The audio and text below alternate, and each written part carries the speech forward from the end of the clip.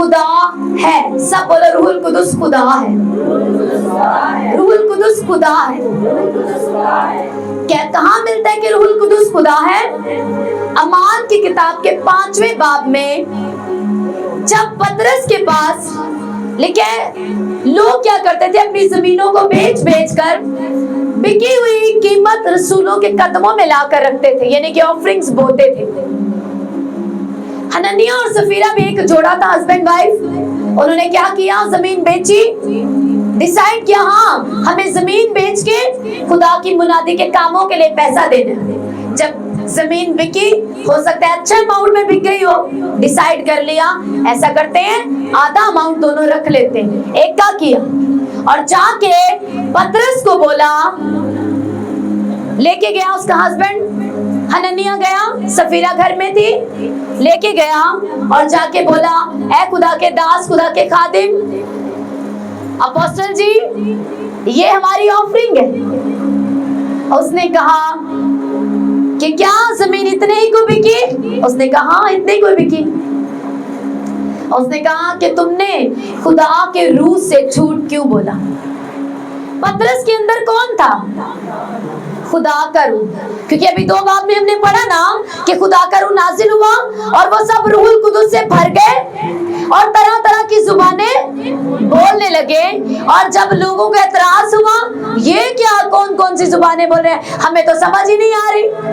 आज लोग जो कहते हैं लेकिन उस वक्त क्या हो रहा था, सबको समझ आ रहा था। आज भी गैर जुबानें समझ आती है। हालेलुया। गैर जुबानें आज भी समझ आती हैं, क्योंकि गैर जुबान को समझने का एक वरदान, एक गिफ्ट है। आपको समझ नहीं, आप मांगो कि मुझे गैर जुबानों का तर्जमा करने की नेमत दे खुदावन, तो आप समझ पाएंगे। हालेलुया। लेकिन एक सवाल लोग उठाते हैं, उस वक्त समझ आ रहा था, आज क्यों नहीं आता?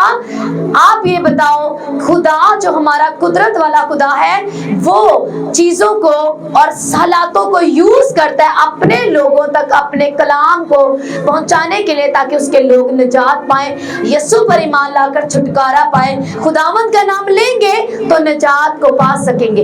इसलिए जब वो खुदावंद के बारे में जानेंगे नहीं तो खुदावंद का नाम क्यों कर लेंगे, और जब नाम नहीं लेंगे, ईमान नहीं लाएंगे तो निजात नहीं पाएंगे। खुदा के रूह ने मौजज़ाना तौर पर, खुदा बाप ने, यीशु मसीह ने ये मौजज़ाना तौर पर ऐसा किया कि जितनी कौमें वहां पर आई थी वो सब मौजज़न तौर पर हर एक को अपनी बोली समझ आ रही थी। हालेलुया। खुदा का काम करने का अंदाज मेरी और आपकी तरह नहीं है, उसकी समझ, उसकी बुद्धि मेरी और आपके जैसी नहीं है। वो खुदा है। हालेलुया। जो समझ में आ जाए और जो हमारी अकल के हिसाब से चले तो फिर वो खुदा ही नहीं है। हालेलुया। तो उन लोगों के लिए ये जवाब है जो कहते हैं कि तब समझ आती थी, आज क्यों नहीं आती, क्यों बोलते हो? तो फिर समझाओ भी हमें। तो आपके लिए ये है कि आप नेमतें हैं, रूह की 9 नेमतें, उसमें एक नेमत गैर जुबानों को समझने की है, गैर जुबानों का तर्जुमा करने की। आप मांगे खुदा से, वो आपको देगा, आप समझ पाएंगे। हालेलुया। उस वक्त क्यों समझ आता था, क्यों आया समझ सबको? कितनी कौमें वहां पर थी, हर एक को लगा ये मेरी ही बोली बोल रहे थे। खुदा ने ये मौजज़ा किया। वो खुदा जो 4 दिन के मुर्दा लाजर को उठा सकता है, साइंस के मुताबिक, मेरी और आपकी अकल के मुताबिक तो पॉसिबल ही नहीं है, लेकिन खुदा ने ऐसा किया क्योंकि वो खुदा है, वो कर सकता है।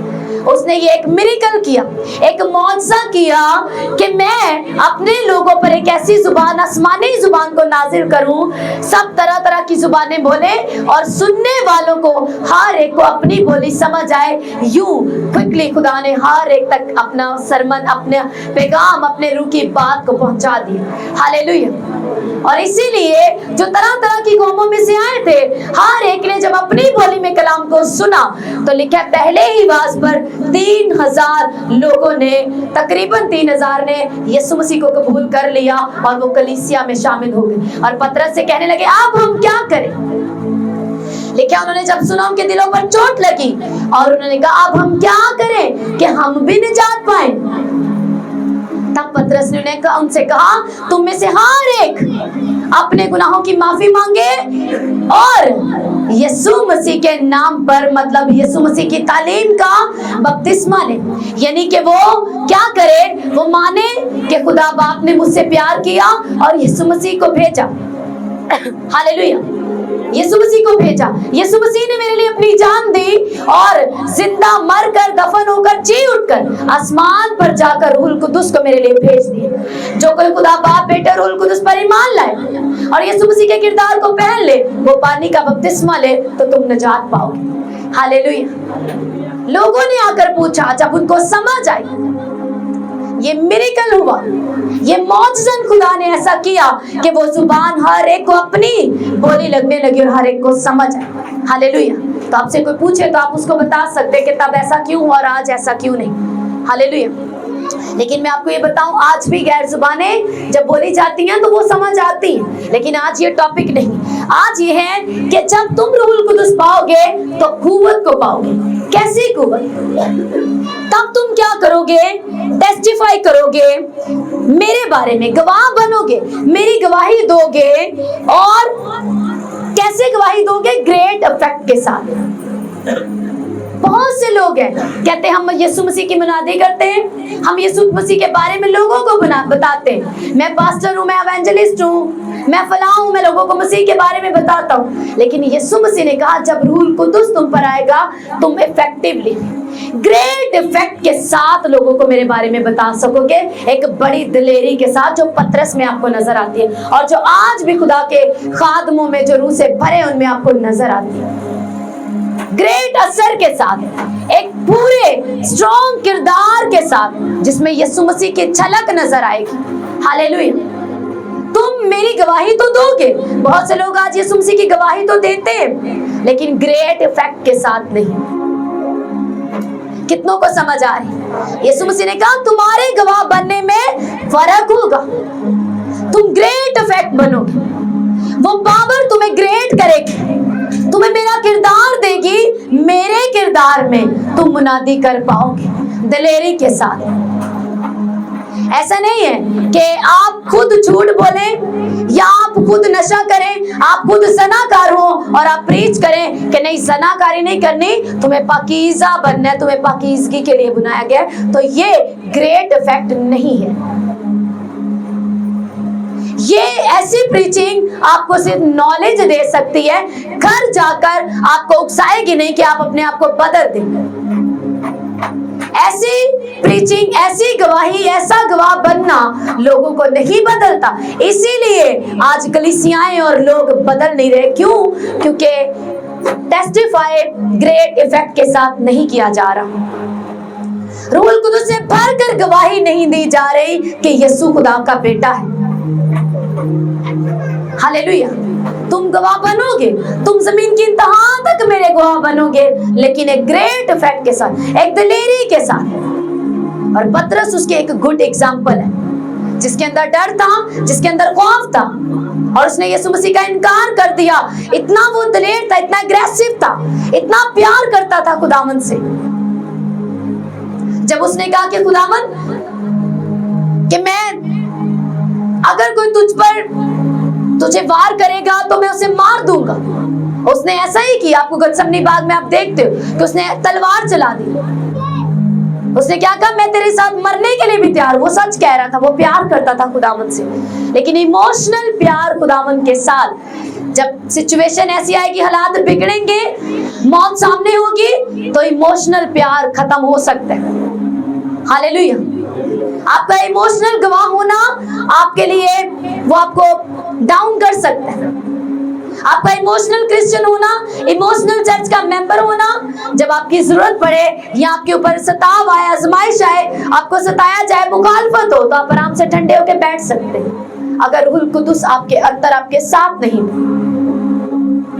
जब उसने तौबा कर ली, यीशु मसीह ने उसे इकरार करवा लिया, जब रूहुल कुदुस से भर गया, वही पतरस सबसे पहले उन 11 में खड़ा हुआ और दिलेरी के साथ गवाह बना। हालेलुया।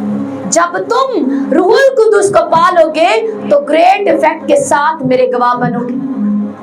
हालेलुया। इसीलिए आज बेदारी नहीं चर्चिज में, क्योंकि रूहुल कुदुस से भरकर चर्चिज रूहुल कुदुस से खाली, सुनाने वाले प्रीच करने वाले रूहुल कुदुस से खाली। देखो मेरे साथ रोमियो 8। हालेलुया। जो जिस्मानी है वो खुदा को खुश नहीं कर सकता, नंबर 1। नंबर 2, रसूल कह रहे हैं अपनी कलीसिया को, तुम जिस्मानी नहीं बल्कि क्या हो, रूहानी हो। अब रूहानी होने की शर्त क्या है? उस सूरत में कहता है तुम रूहानी हो जब खुदा का रूह तुम्हारे अंदर है। जिसमें मसीह का रूह नहीं वो उसका नहीं, वो उसका गवाह भी नहीं, वो उसका भेजा हुआ भी नहीं। जिसमें मसीह का रूह नहीं वो उसका नहीं। और अगर मसीह तुम में है तो बदन तो गुनाह के सबब से मुर्दा है, मगर रूह रास्तबाजी के सबब से जिंदा है। और अगर उसी का रूह तुम में बसा हुआ है जिसने यीशु को मुर्दों में से, उसी का किसका, यानी यहोवा खुदा का, उसी का यानी यहोवा का रूह तुम में बसा हुआ है, जिसने यीशु को मुर्दों में से जिलाया यानी जिंदा किया। तो जिसने मसीह यीशु को मुर्दों में से जिलाया वो तुम्हारे फानी बदनों को भी अपने उस रूह के वसीला से जिंदा करेगा जो तुम में बसा हुआ है। हालेलुया। जोर से बोलो हालेलुया। वो रूह तुम्हें क्या करेगा, जिंदा करेगा, जैसे पतरस को किया। अगर आप गौर से इंजीलों को पढ़ें तो बहुत पहले से ये वही पतरस जिसने यीशु मसीह का इनकार किया, और एक टाइम में इसमें से शैतान ने बात की यीशु से कि खुदा न करे कि तू सलीब को उठाए, तो यीशु मसीह ने छिड़का, शैतान दूर हो। कितनों को याद है? हालेलुया।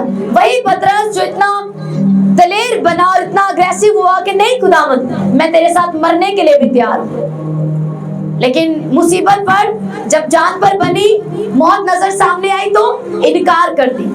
अगर आप पीछे इंजीलों में जाएं तो इस पतरस ने बदरूहें भी निकाली, इसने अंधों को आंखें दी। जब यीशु मसीह ने दो को भेजा तो इसने बहुत से काम भी किए। हालेलुया।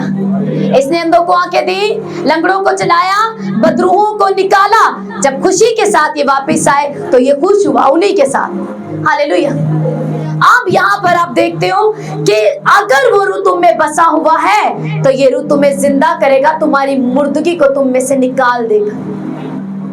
जब पतरस 120 की जमात में रूहुल कुदुस से भर गया और दलेरी के साथ प्रीच किया खड़े होकर, और लोगों को बताया और उनकी गलतफहमी को दूर किया और कंफर्म किया कि हम लोग पिछले 10 दिनों से योएल नबी की किताब में से प्रेयर कर रहे थे, और आज जो रिजल्ट तुम देख रहे हो ये उस 10 दिन की प्रेयर का आंसर है, ये उसका रिजल्ट है। इसलिए उसने पूरे रेफरेंस को कोड किया और कहा जो कोई खुदावंद का नाम लेगा वो नजात पाए। वो क्या कह रहा था? देखो हमने खुदावंद का नाम लिया और नजात पा ली, अगर तुम भी खुदावंद का नाम लोगे तो नजात पालोगे। हालेलुया। वो अपने आप को और अपने साथियों को ये प्रूफ देख रहा था, देखो हम प्रूफ है कि हमने खुदावंद का नाम लिया और नजात पाए खड़े। अगर तुम भी नाम लोगे तो तुम भी इसी तरह नजात पालोगे, रूहुल कुदुस से भर जाओगे। हालेलुया। जब वो रूहुल कुदुस उसमें आया जिसने यीशु को मुर्दों में से जिंदा किया, तो पतरस की मुर्दगी को यानी कि उसके खौफ को, उसके मुर्दा जैसी हालत को, उसके डरेपन, उसके डर को, उसके डरपोक होने की जो एक कमी उसके अंदर थी, उसे निकाल फेंका और उसे दलेर बना दी। जब खुदा का रूह तुम में आएगा तो तुम कुव्वत पाओगे, तुम गवाह बनोगे, असरदार ग्रेट इफेक्ट के साथ गवाह बनोगे। हालेलुया। कितनों को कलाम समझ आ रहा है? तो कितना जरूरी है रूहुल कुदुस से आपका भरना। जिसमें मसीह का रूह नहीं वो उसका ही नहीं। तो पूछो क्यों चर्चें भरी हुई हैं? क्यों लगा रहे हो नाम के साथ फिर क्रिश्चियन, अगर तुम मसीह के हो ही नहीं तो फला मसीह क्यों? तो क्या करना है? मेहनत करनी है, जान मारनी और देखना है कि मैं लिखता हूं फला मसीह, लेकिन मसीह का रूह ही मेरे अंदर नहीं, तो बाइबल कहते मैं तो मसीह का ही नहीं। इसका मतलब मैं कहां जा रहा हूं? मैंने किस सिमत में अपनी दौड़ लगा रखी है? तो मुझे मसीह के रूह को पाना है ताकि मैं मसीह का बन जाऊं। जिसमें मसीह का रूह नहीं है वो जिस्मानी है। और आपने खुद पढ़ा और अपने पड़ोसी से कहा, जो जिस्मानी है वो खुदा को खुश नहीं कर सकते। खुदा का रूह हम में अगर नहीं, हम मसीह के नहीं, हम रूहानी नहीं। और रूहानी नहीं है तो इसका मतलब जिस्मानी है। दो ही लफ्ज हैं, या तो रूहानी है तो या जिस्मानी। अगर रूहानी नहीं तो जिस्मानी, और जिस्मानी खुदा को खुश नहीं कर सकता। और जिस्मानियों का कोई काम नहीं बादशाही में। हालेलुया। तो क्या करना है? फिक्र करनी है, गौर करना है हम कहाँ जा रहे हैं। कलाम में से प्रेयर करो, रूह कुदुस के लिए फास्टिंग में जाओ, रोजे रखो, चांद मारो, प्रेयर में झुक जाओ। थोड़े दिन दिखाओ उसको अपनी भूख प्यास। आप चाहते हैं कि वो आपको अपने आप से भर दे। हालेलुया। जल्दी से अपने घुटनों पे आकर प्रेयर करो।